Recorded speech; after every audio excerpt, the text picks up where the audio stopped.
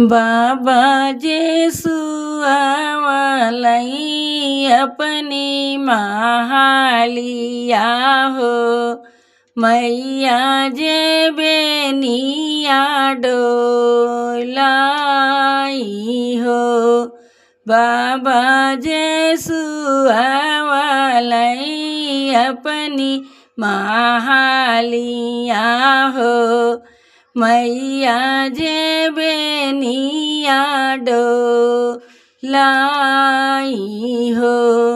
12 बरस से बेटी के तेरहवां लगी गए, अब बेटी भइली सयानी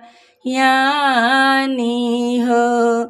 12 बरस से बेटी के तेरहवां लगी गए, अब बेटी भइली सयानी हो। इतना बचनी सुने बाबा कावने रामा, सुनो धनाया जहाँ मार हो। इतना बचनी सुने बाबा कावने रामा, सुनो धनाया जहाँ मार हो।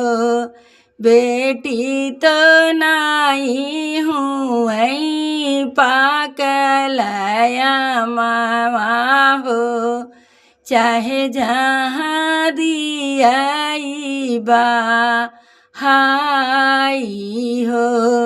बेटी तो नाई हूँ पाकल आमावा हो, चाहे जहाँ दियाई बा हाई हो। तुहरी तो दुलरी धिया प्राण से प्यारी हो, हमरा प्राणया धारा हो।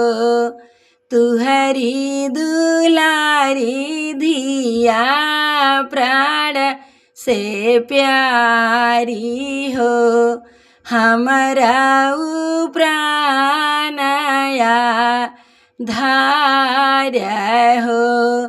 बेटी निजोगे बर खोजब रानी हो, तब बेटी के रचबै बिया हो। बेटी निजोगे बर खोजब रानी हो, तब बेटी के रचबै बिया हो। नहीं बाटै मोरे प्रभु असहाड़ कसहाड़, बरहा बरध धेनु गाई हो।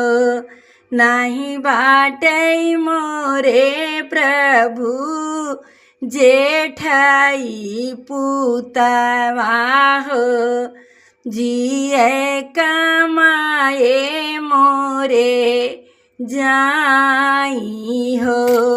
नहीं बाटै मोरे प्रभु जेठई पुतवा हो, जिए कमाए मोरे जाई हो।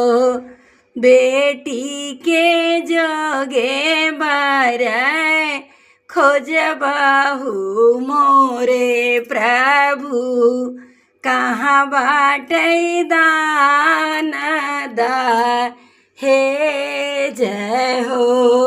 बेटी के जोगे बर खोजब इतना बचनी सुने बाबा कावने रामा धाना कैरा है समा झाई हो राजा जनक जी के चरी चरी बिटिया वै हो।